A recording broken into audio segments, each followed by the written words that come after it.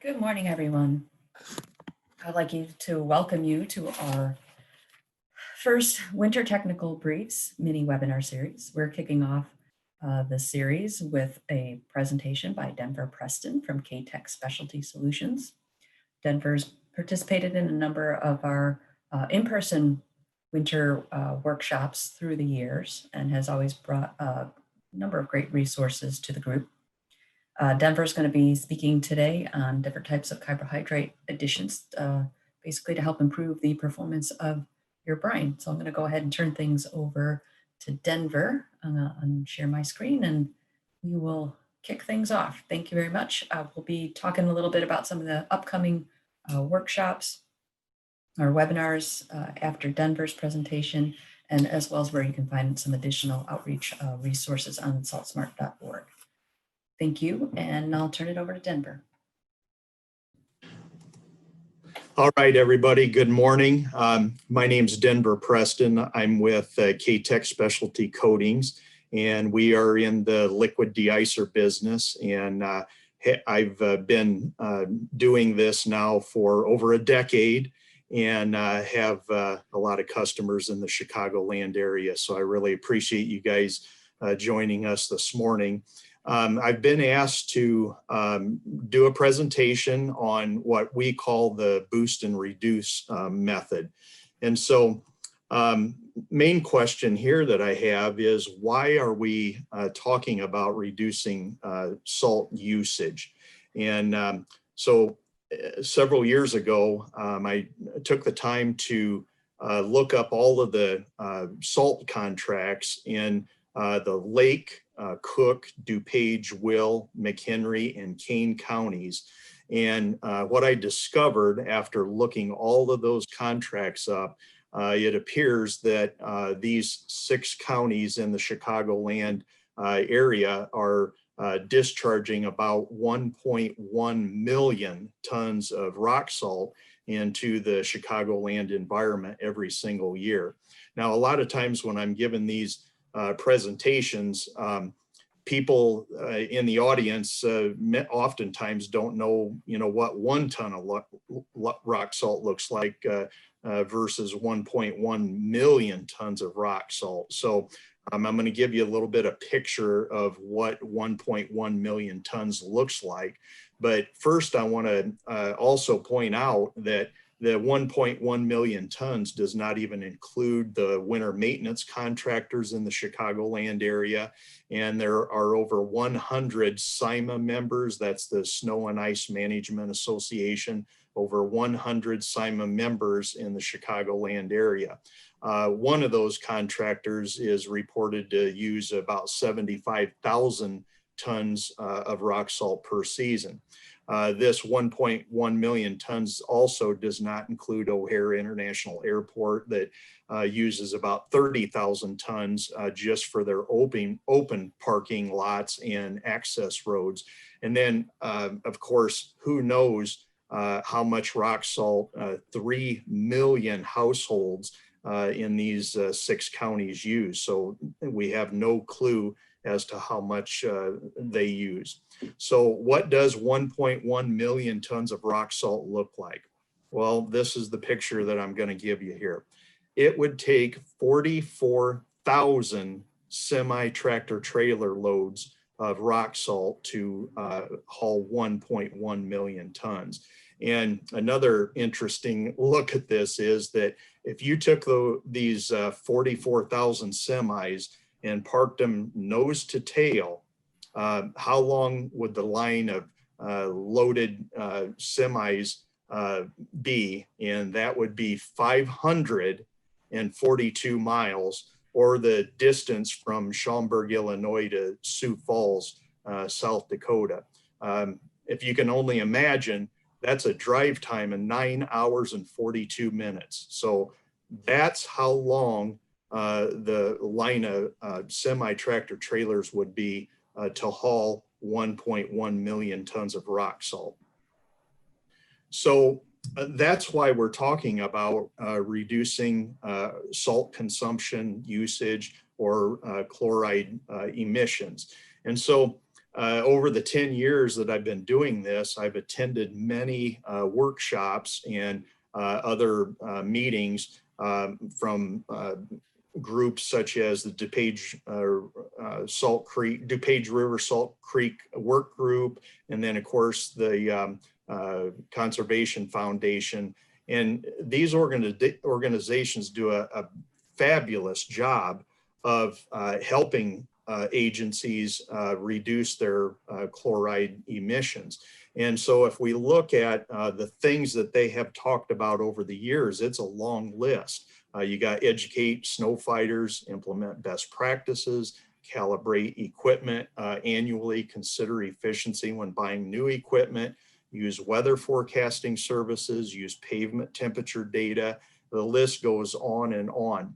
Now, for today, I'm going to highlight some things that basically come from the three that are highlighted in red, and that is implement the use of brine, pre-wet all rock salt, and then consider alternative deicers. So this, I would like to add one more to it, because if you did all of these things right here and not the boost and reduce method, there's a possibility that you could reduce your salt consumption or chloride emissions by 40–50%. And that would be terrific. And I know agencies that have done that.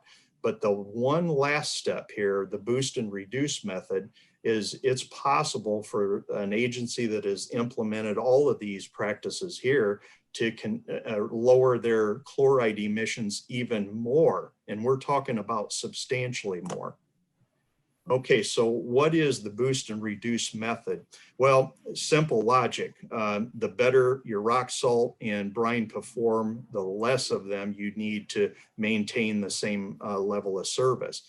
And if we look at simple mathematical logic, here's an example. If salt B melts 20% more ice than salt A, then salt B can melt the same amount of ice as salt A with 16.7% less salt.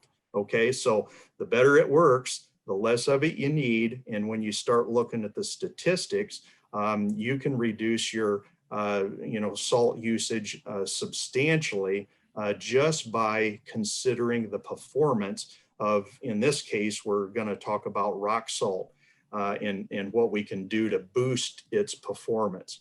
So here is a chart that I put together, and we're going to look at 7 different deicers here. And first, we're going to start with untreated rock salt. And if you follow my pointer here, up here at the top, this is an ice melt capacity test, and it's for solids. So what we're talking about is rock salt and treated rock salt in this whole thing. So we start here with untreated rock salt. This next one here is rock salt that has been treated with 23,3 NaCl or sodium chloride brine. And the brine has been applied to the rock salt at 7 gallons per ton. Now, this improvement in performance, ice melt performance, may be a little bit surprising to you, but if you really think about it, putting brine on rock salt is nothing more than putting sodium chloride on sodium chloride. The main thing that you're doing here is you're wetting it.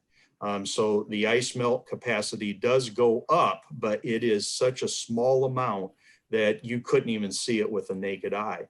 And I would say that there are university studies out there that agree with our position on this and our test results that we got back from advanced laboratories in Salt Lake City, Utah. So yes, wetting your rock salt with brine, it does improve the performance, but not a whole lot. There are some other benefits of wetting your rock salt. The main one would be reduce bounce and scatter loss, and also to jumpstart the ice melting process rather than the dry salt sitting there until it creates a brine. So this next product that I'm going to show you here is a product called calcium chloride with boost, and it has an organic element to it. Not a lot, but it's got it in there. And by and large, it's 32% calcium chloride with a little bit of an organic component in there. And now you're seeing that if you had wet your rock salt with this product, you'd get an 11.3% increase in ice melt capacity. Now this next one, many of us are familiar with. This is 32% calcium chloride. And now you can start to see that if you had wet your salt with calcium chloride rather than brine, your ice melt capacity would now be up, 18.8%, almost 20%. So we're almost to that point where you could start reducing your salt application rate by, somewhere in the neighborhood of 15%. And by the way, just this much of an increase in your rock salt's ice melt capacity would give you enough savings in salt to pay for the liquid deicer, this 32% calcium chloride, and then some. So the savings is already, here. And when I say savings, I mean, we're talking about chloride emissions here, but we're also talking a little bit later on about the cost of using these products. Now, the next one, and oh, by the way, I've got this circled up here in the corner. My little monitor screen was covering that up, but all of these tests were done at 25 degrees Fahrenheit. I do have test results for temperatures lower than that, 15 degrees, and I may talk about that if we have time near the end here, but suffice to say, the same stair stepping appears in the performance versus the untreated and the brine treated salt, but the boost in performance at 15 degrees is over double what we're talking here at 25 degrees. So once the temperatures start dropping, the savings and the amount that you can back your application rates down, go up substantially. Now, this next product is one that you may be familiar with. It's a beet juice product. It's called GeoMelt 55. And this test was done at 5 gallons per ton. And you can see now that there's a pretty sizable increase in the ice melt capacity of your rock salt by doing this, 27.3% better than brine treated rock salt.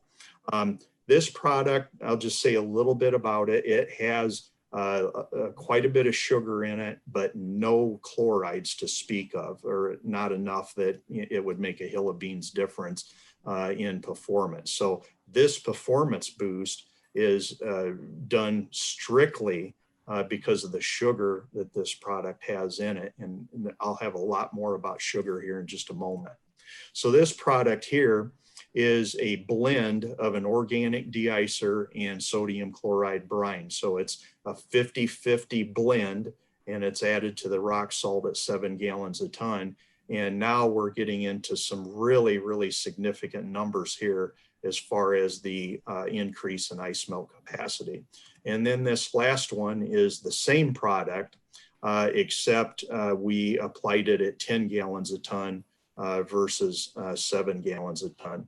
So if you think about it, this is pretty amazing because these two here on the end, on the right side here, is 50% sodium chloride brine. So that's this product over here. So you take this weak performing liquid deicer and you add an organic compound to it. And now these performance numbers are, skyrocketing, 64.1% improvement in the ice melt capacity performance. So getting back to our simple mathematical logic here, if salt B melts 64% more ice than salt A, then salt B can melt the same amount of ice as salt A with 39% less salt. So going back to what I said before, if you're an agency that has implemented all of these great ideas that the Conservation Foundation has recommended over the years, that is phenomenal. But if you haven't changed your deicer to a product that performs much, much better, you're really, missing out on a huge increase in performance, thereby a huge decrease again in the amount of rock salt that you're applying. So what is 39% of 1.1 million tons? If everyone adopted the use of a good performing organic liquid deicer, that means that we could potentially save 429,000 tons of rock salt. So this is why the boost and reduce method makes so much sense, and why we encourage every agency to take a look at their liquid salt pre-wetting agent. And in fact, you know, I'm a little surprised at how few agencies are making their very top priority in their liquid pre-wet agent, why they haven't made it a top priority to base their decisions solely on performance. And part of that, I think, is because that a lot of times decision makers are focused on the cost of these products. And if you're going to buy a product that is very, very good performing product with a lot of active ingredient and a lot of sugar in it, yes, they are going to cost more. But that's, when I say cost more, I'm talking only about the cost per gallon. So anyways, before I get to that, let's talk a little bit about why sugar is so important and why it you know, makes these organic deicers perform so well. Sugar, as I think most of you know, doesn't melt any ice, none at all. But when you add sugar to a chloride, really awesome things start to happen. And the most awesome is the performance increase. So I'm going to take just a little bit of time here to go through the importance of sugar in deicers. Number one, sugar suppresses the freeze point of rock salt and brine. And I use the example of Coke versus Diet Coke, right here. Get my pointer going here. And so the example is this: if you have a bottle of Coke and a bottle of Diet Coke, and you put them in the freezer at the same exact time, you're going to find out that you're going to get a very different reaction. One of those is that the Coke is not going to freeze as quickly as the Diet Coke. The other is that its freeze point is lower, obviously, and so therefore it's not going to freeze as quickly.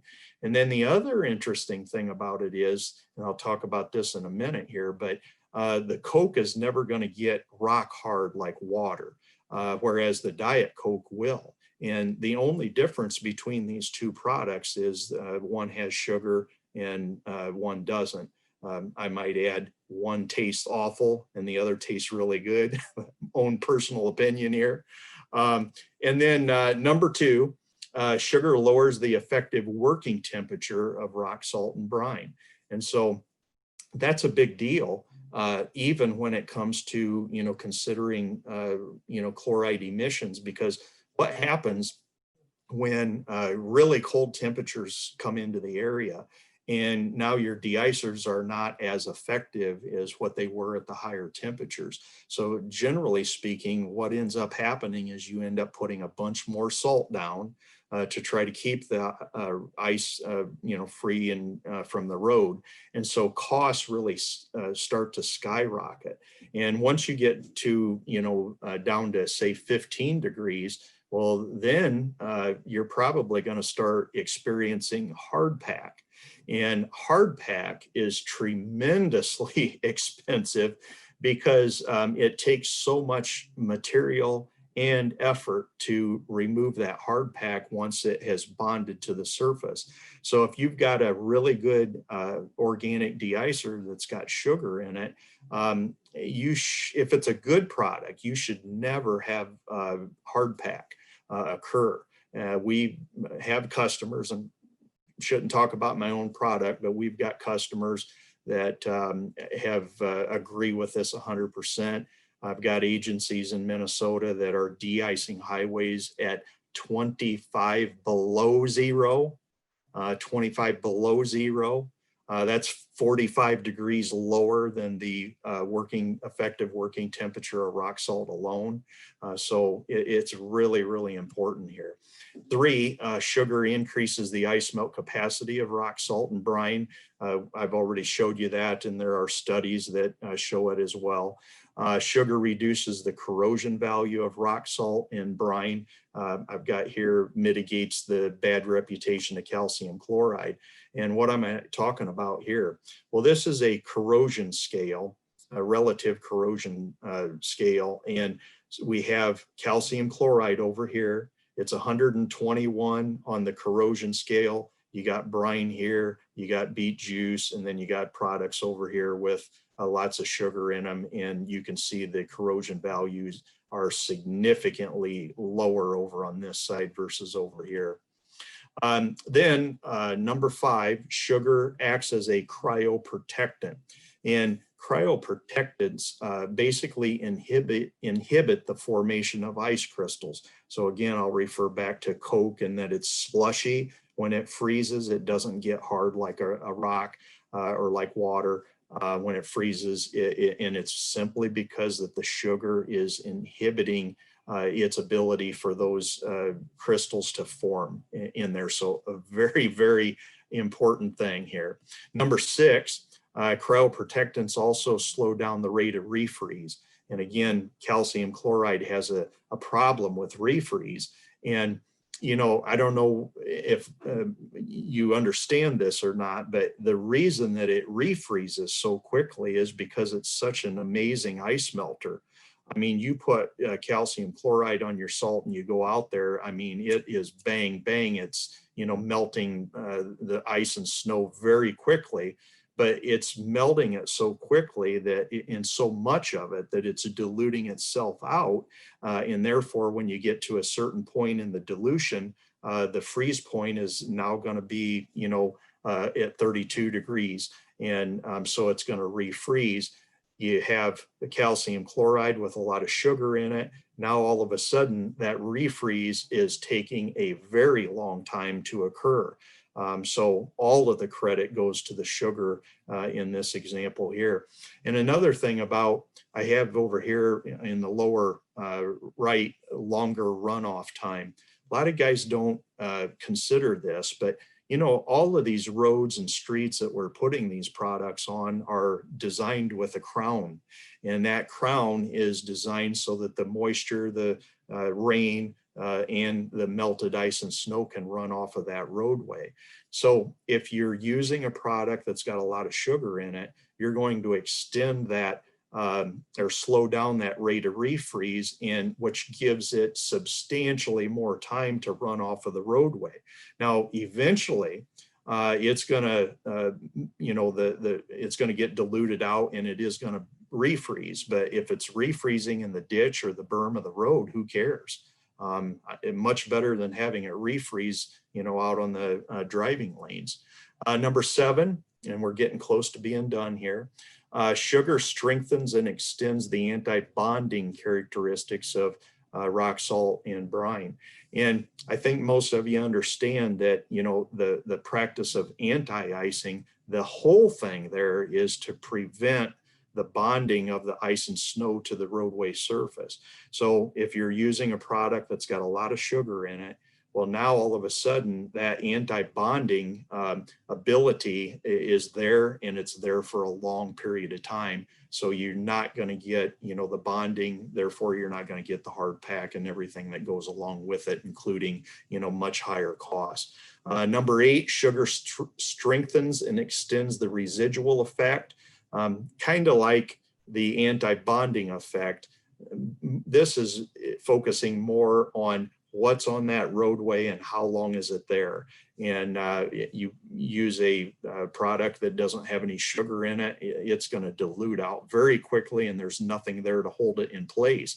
Whereas sugar, as we all know, is sticky and it's heavy. So you're treating your rock salt with a sticky, heavy product. Well, now all of a sudden that rock salt is staying in there in the target area much, much longer. number 9, and I've only got 10 here, bear with me. Sugar acts as a tackifier, reducing bounce and scatter loss far more than pre-wetting agents containing little to no sugar. Obviously, this goes back to what I said about it being sticky and heavy.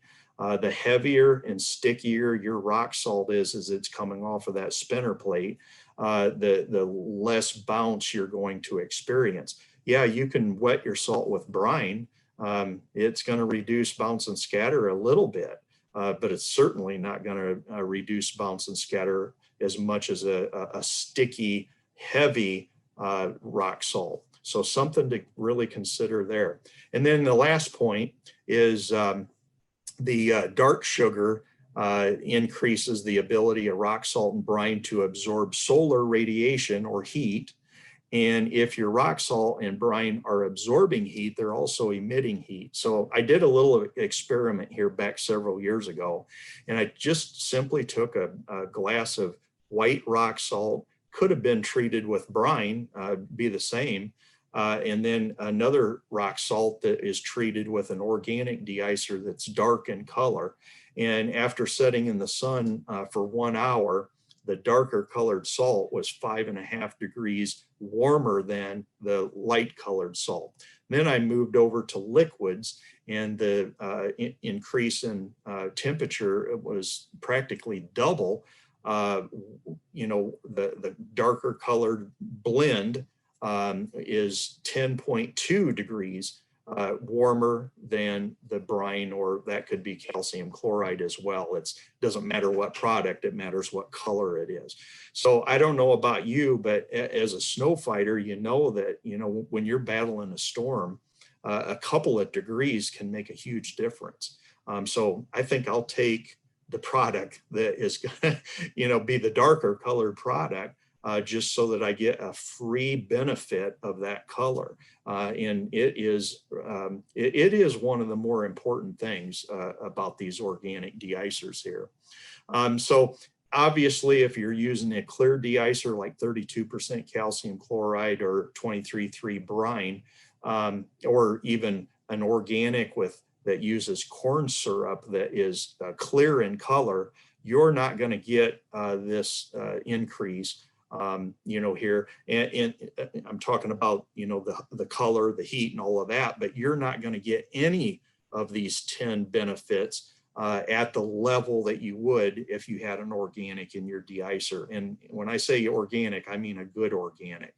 You know, deicers are only as good as the active ingredients they contain and how much active ingredient they contain. I could talk for another hour about, you know, deicers that have, you know, they report that they're organic, but they have this much sugar in them, just enough to say that they have an organic component in that. This much is not worth a hill of beans in, you know, helping you guys maintain your streets and roads. All right, now getting down to the last couple of slides here. I kind of touched on it earlier about decision makers that, you know, they look at the cost of brine, you know, 10, 15, 20 cents a gallon. They look at the cost of calcium chloride, I don't know, 85, 90 cents, something like that per gallon. And then they look at these organics and, you know, you're, you know, over $1 and, you know, pushing $1.50 in some cases. And they're just like, how can I justify spending, you know, let's say $1.50 a gallon versus 15 cents a gallon for brine. I mean, $1.50 is 10 times more money than brine at 15 cents. I'm here to tell you that the per gallon cost of your liquid deicer doesn't make hardly any difference whatsoever in increasing your costs at all. And that's because of what I've got here on the screen. The return on investment in a high performance organic based deicer, one that's got a lot of active ingredient and a lot of sugar in it, the return on investment in that type of a product is all over 400%. 400%. brine can't even come close to that kind of return on investment. So if you are looking at a scenario where you're getting a 400% return on investment, that means for every dollar that you spend on that liquid deicer, you're going to save over $4 in salt. And then when you add on all of the other things that you're going to be saving money on, like maybe you don't have to do a third round in a particular ice storm because you cleaned it up in two. With the good product, the bad product, you got to go out again and maybe again. Cost, brine, I have a love-hate relationship with brine because brine is a very weak deicer, and the return on investment in that is pretty weak compared to a really good high-performance organic. So please reconsider if you're one of these that are like, I can't bring myself to spend, the big money on those organics.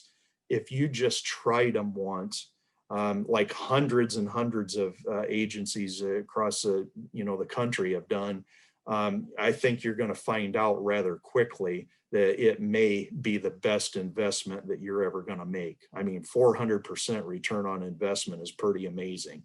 And the return on investment, as you see in the picture here, is simply because you're using so much less salt. And think about this, and then I'll wrap this up real quick here, but think about this. When I talk to agencies and ask them about their winter maintenance material costs, what I find out is that in almost every single case, their winter maintenance material cost, 90% of that cost is in rock salt. Only 10% of their overall material budget goes towards liquids. So what we're trying to do is we're trying to get agencies to focus on that 90% of their budget, that behemoth out there in that big dome, out in the back 40 out there. Please focus on that because a 10% reduction of that is 9% of your overall budget. Whereas if you were you're very focused on how much you're going to pay per gallon on your liquid deicer, you'd have to save 90% on your liquid deicer to equate 9% of your overall material budget. So please reconsider, if you're one of those that is choosing to use a cheap liquid deicer pre-wetting agent, please take another look at this, and I'd be glad to help you if you have questions about that. So I've made it to the end. Can you believe it? And one thing that I always encourage when doing webinars is I just beg the audience to ask questions, because it's really for the good of all of the attendees that are with you on this. If you ask a question that we're able to answer, and who knows, I might even be able to learn something in the process of discussing your questions about this. So please ask questions. So Denver, I do have a question in here, and Okay. actually I'm gonna allow Carl to talk if he would like to. If you want Sure. to unmute yourself, Carl. Let's see. Always, I'll read his question. But do you have any analytical results of the geomelt for parameters like copper, zinc, phosphorus, cyanide, and BOD? We used to sell geomelt, so we have a pretty vast knowledge about it. Interestingly, the company that we sold for held a lot of information from us, and some of the things in there are a little surprising. Probably the biggest one is the BOD, or biological oxygen demand. Mm-hmm. Yeah, sorry about that. That's all right. But, we sell organics. And so this is something that we have looked into. And one of the things that I would ask everyone to consider is this.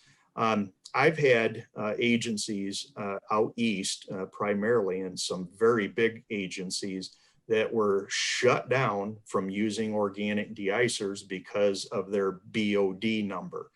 And so as we're looking at this, we look at ourselves as being out of the box thinkers. And so we look at the BOD and ask a couple questions.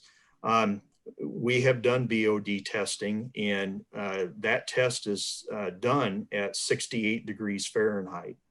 Now, when it comes to liquid deicers, none of these products are applied or dispersed into the environment at 68 degrees.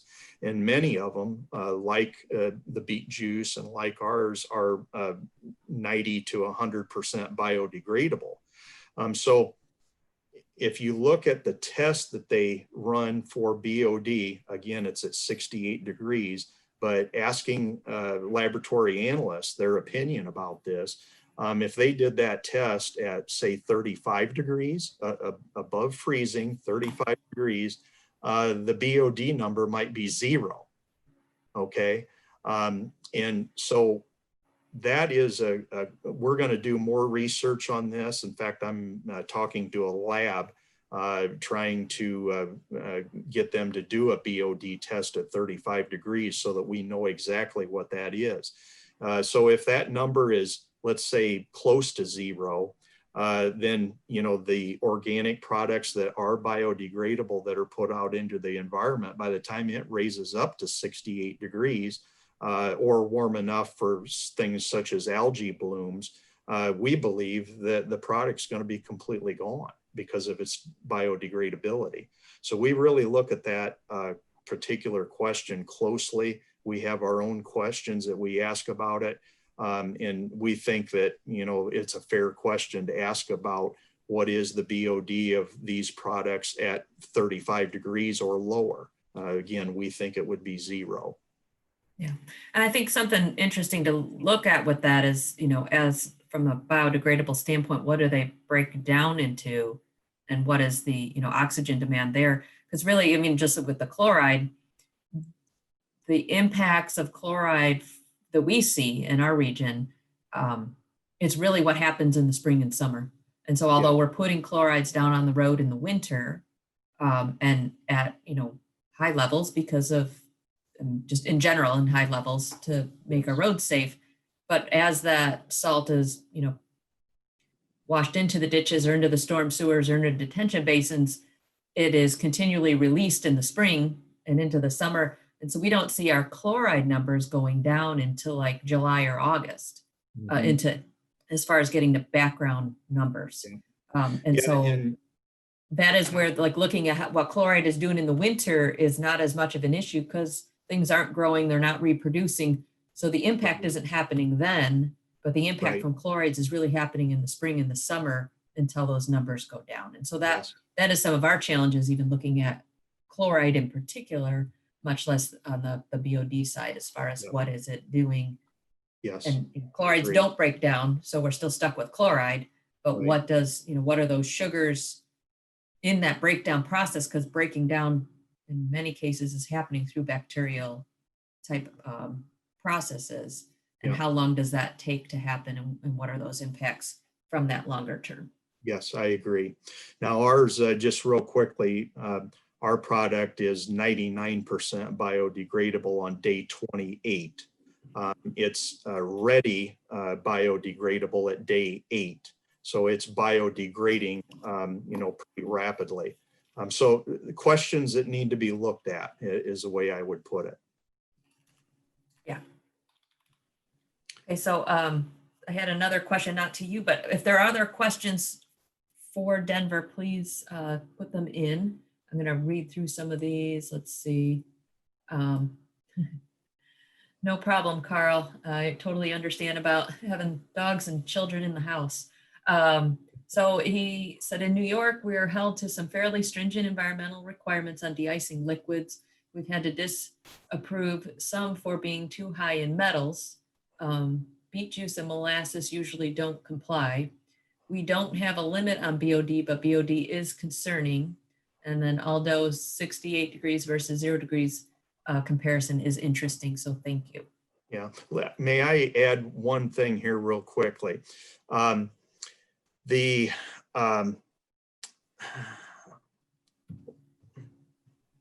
lost my train of thought already.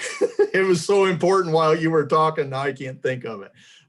It had something to do with Carl's question, but go on. If you have another one, let's move. So there's another one that says, does the sugar or organics get tracked into buildings and make a sticky mess? We've never had anybody complain about that. And, you know, I remembered what I wanted to say, but hang on a second. We've never had anybody complain about it. And yes, you know, molasses and, you know, beet juice are sticky, but when you start thinking about the amount of dilution that is out there when we do get precipitation, it's, you know, it's a huge amount. And basically, I think it just, you know, eventually washes away, but that eventually is pretty quickly based on the amount of, you know, precipitation that we're getting either in rain or, you know, snowfall. I wanted to bring up application rates. And this is tied into Carl's question. Just to give you an idea, we recommend on our product to apply it to rock salt at 5 gallons a ton, okay? That's if you're using our concentrated products, say you're doing stockpile treatment. We recommend 5 gallons a ton. So if the agency is applying the rock salt on the roadway at 200 pounds per lane mile, that means that salt truck is going to go 10 miles and will only be putting down 5 gallons of our product. So 5 gallons in 10 miles. All right. The dilution rate, I mean, the application rate is such a low level. And I think this is another area where environmentally minded people sort of, you know, they gloss over what the application rate is. We're talking about a very, very small amount of product that is being dispersed over a very large area, 10 miles, 10 lane miles, 5 gallons. So just wanted to put that out there for food for thought. Yeah, that's, I think, a very interesting point. So let's see. I think those, I don't know if there are any other questions. I'm going to switch. I'm going to turn your screen off and I'm going to just put up a few slides here to close things out. All right. Let's see.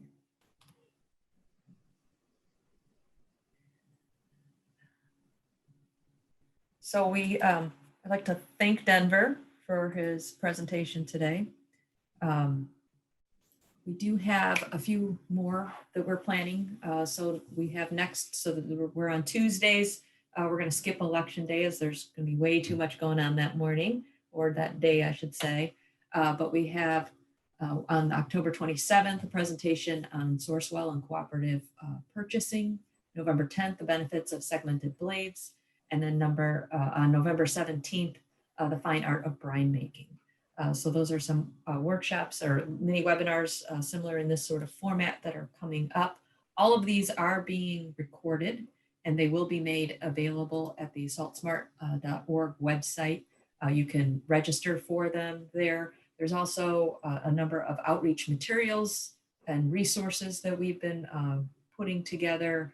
We have a section kind of with 3 sections of the website, one geared towards residents. So really kind of modeling how we're sharing our outreach information with residents, one geared towards public roads agencies that has other technical resources, and then has all of these education outreach materials available for anybody to use. So we have social media posts, we have blog posts.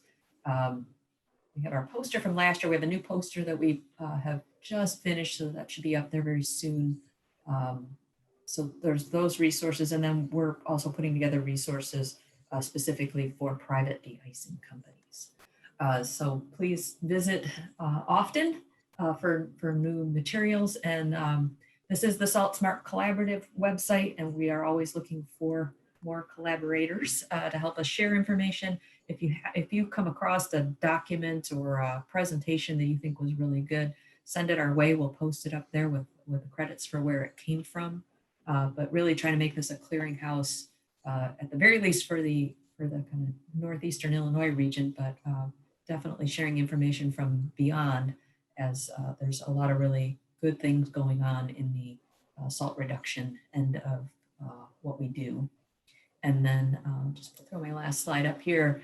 If you have questions, you have other comments, things that you think about afterwards, you're happy to pass things on to Denver.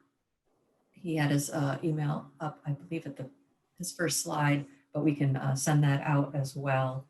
But yeah, if you have questions, if you have topic suggestions, because right now we're scheduled out through November 17th, but if there are some other suggestions on topics, we're happy to find speakers and things like that and continue to do these and just be able to provide sort of an ongoing resource here in kind of these short sort of setting.